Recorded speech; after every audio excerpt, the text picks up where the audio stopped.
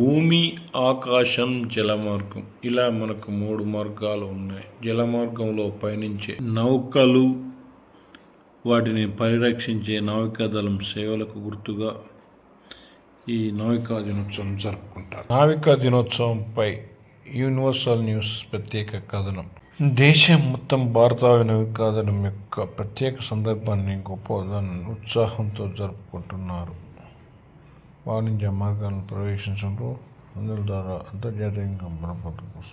భారతదేశ రాష్ట్రపతి నౌకాదళానికి సర్వసైన్యాధ్యక్షుడు 17వ శతాబ్దంలో మరాఠా చక్రవర్తి ఛత్రపతి శివాజీ భోంస్లే భారత నావికాదళం పొడవుగా చెప్పుకుంటారు.